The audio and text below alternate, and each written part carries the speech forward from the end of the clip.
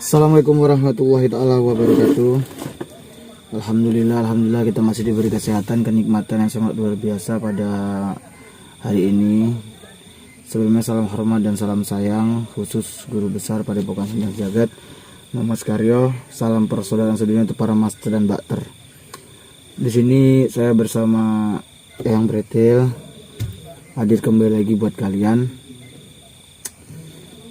Kita nggak tahu kenapa tiba-tiba yang Pretil ini hadir. Ya mungkin kehendak Tuhan yang Maha Kuasa, beliau menolong kita.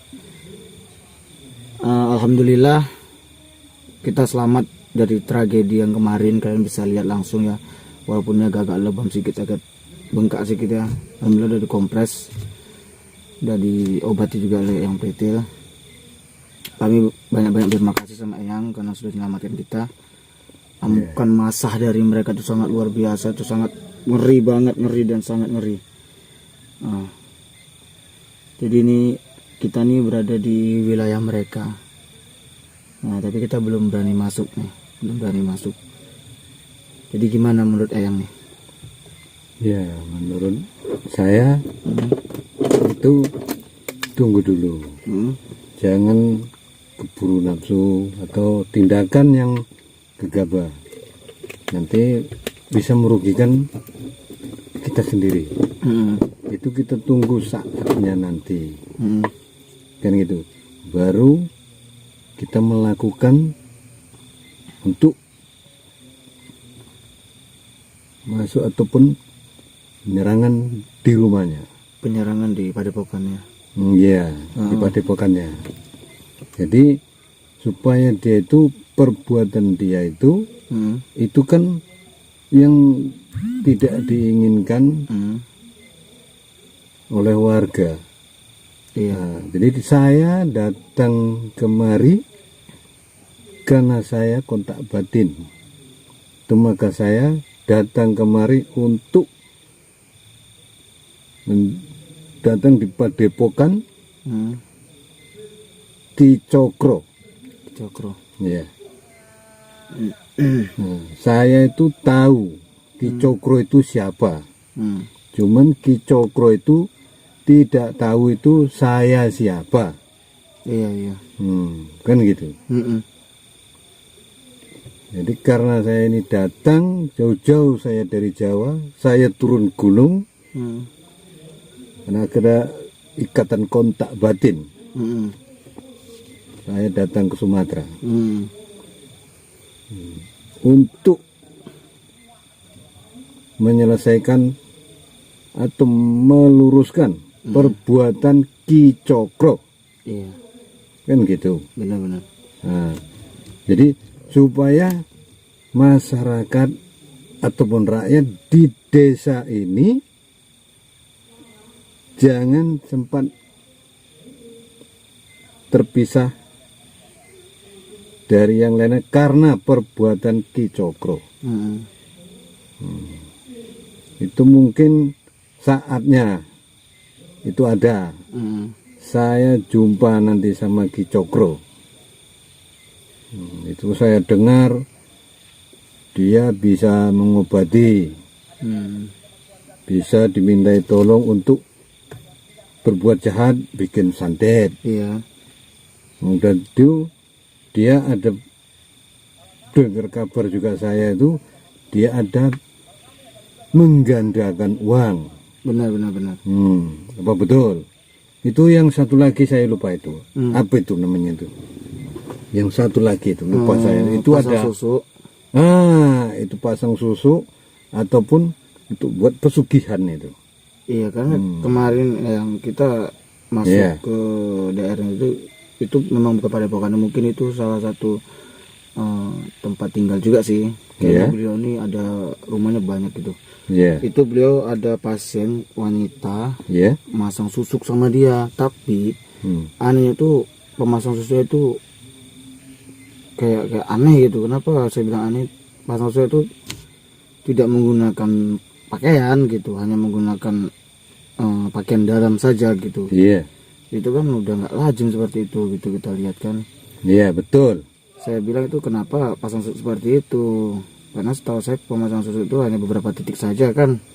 Contoh di muka itu hanya beberapa titik saja, tapi yang saya tahu ya, saya ketahui itu hanya pemasangan susuk itu hanya mungkin di wajah itu kan hanya beberapa titik, di badan beberapa titik gitu. Betul. Tapi ini sampai buka baju gitu, itu pun berdua mereka di kamar gitu. Itu kan udah aneh gitu, udah aneh. Iya. Udah aneh. Itu kalau pasang susuk itu pasiennya tuh datang, dia untuk pingin pasang susuk kecantikan, kan gitu. Iya. Dia pasang susuk supaya awet muda, kan gitu. Nah itu ada lagi, dia pasang susuk supaya kalau perempuan ini untuk menjaga kecantikannya, supaya pria atau lelaki yang nengok dia ini tertarik, benar. ya. Tapi si wanita ini yang pasang susu, dia kan belum tahu itu akibatnya macam mana. Iya. Kan itu. Nanti kelak suatu hari dia tiba-tiba sakit. Itu sulit untuk diobati. Nah, kalau nggak diambil yang susuk dia pakai, tapi nanti setelah diambil susuk dia yang dia pakai untuk kecantikan dia, jangan nanti terkejut, itu berubah mukanya itu menjadi nenek-nenek. Wah, lebih parah ya. Lebih parah. Dan gini ya, beliau ini kayaknya sudah menghasut para warga sekitar, serta bahkan maaf cakapnya Pak Kades di situ pun hanya nggak bisa ngomong gitu, nggak bisa ngomong sama beliau gitu. Itu yang kita sayangkan dari kemarin, bukan kita menyalahkan Pak Kades, cuman itu yang kita sayangkan gitu loh. Saat orang lain tuh di masa, beliau tuh hanya menonton, nggak ada toleransi untuk penyelamatan, kayak ada tekanan tersendiri dari Cokro gitu. Apa mungkin itu digendam atau apa, itu kita nggak tahu. Sebenarnya kita kemarin gimana ya, kita kalau udah lawan masyarakat itu, siapapun yang melawan masyarakat mungkin itu sangat berat. Iya betul. Payah, gitu. Kita nggak sembarangan. Kita nggak bisa sembarangan kita melawan masyarakat, kan gitu. Itu dampaknya atau efeknya itu banyak merugikan masyarakat. Nah, cuman karena perbuatan Ki Cokro ini tadi, dia telah melanggar aturan di agama Islam. Yang perbuatan kayak gitu itu nggak diperbolehkan di agama Islam. Iya. Nah, jadi saya datang dari Jawa ke Sumatera, saya mau menyadarkan Ki Cokro dan warga desa ini, supaya jalan kembali ke jalan yang benar, yang ditentukan oleh Allah Subhanahu wa Ta'ala. Gitu. Nah, itu nanti ada saatnya nanti saya mau jumpa Ki Cokro. Tapi apakah Cokro ini memiliki beberapa kelemahan yang kelemahannya? Ada. Karena yang kita rasakan kemarin itu kan dia itu ada juga lonceng. Iya. Serta contoh nih teman kita juga di sana nih, contoh teman kita di sana nih, si Tumin dan si Ki Amar. Iya. Beliau tuh dari sana juga kan gitu. Iya. Terpengaruh dengan aliran Cokro. Bahkan betul. menyebut guru Mas Karyo aja bukan guru lagi. Mantan guru, bahkan maaf cakapnya si Karyo manggil gitu. Oh iya. Apakah itu suatu permainan Cokro untuk membinasakan ataupun melawan Mas Karyo, atau memang mereka ini untuk membuat guru ini lemah, kan gitu? Itu tidak. Dia itu kan belum tahu Mas Karyo itu sebenarnya itu siapa. Iya. Kan gitu. Iya. Itu yang tahu kan saya. Iya. Nah, jadi tentang Ki Amar ya? Ki Amar serta Sama Tumin. Ki siapa? Sama Tumin. Sama Ki Tumin. Itu dari pengaruhi nafsu jahat, nafsu serakah. Nafsu serakah. Iya.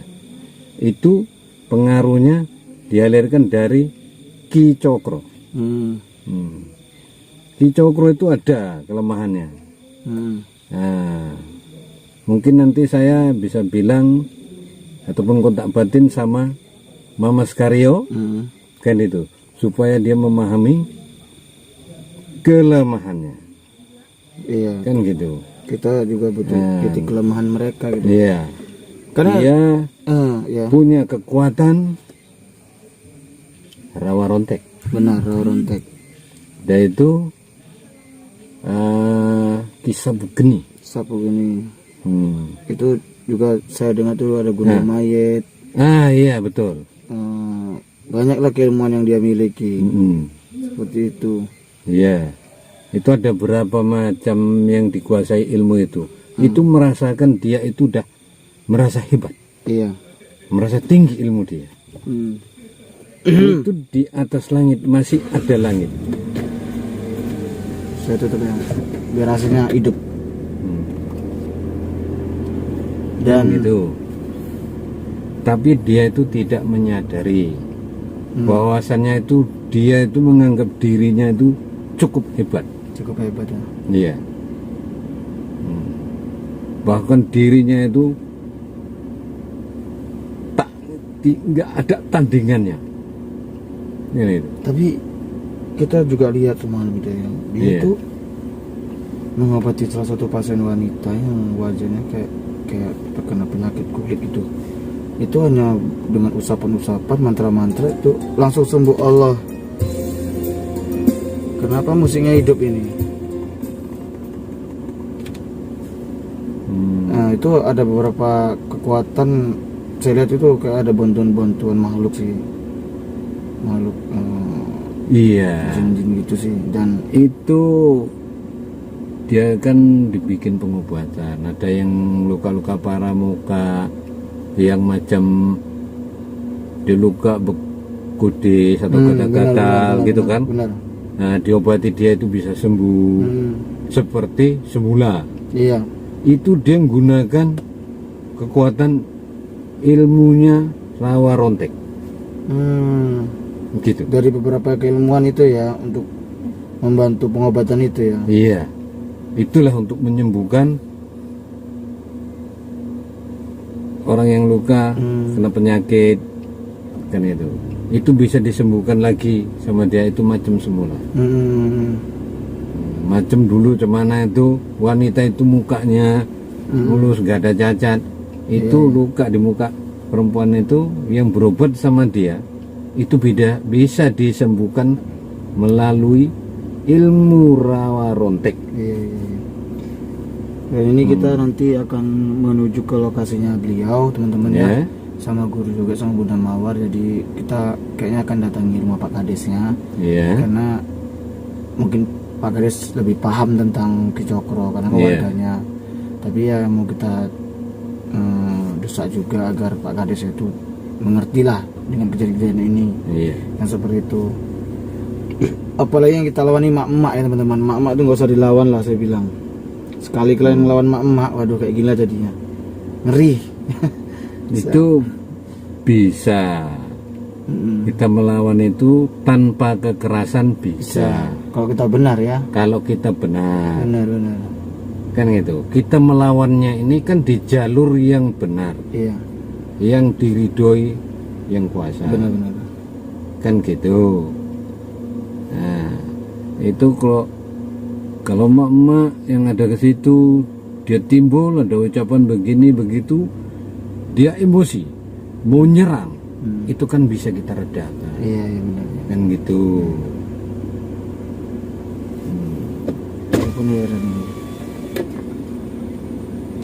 Aduh.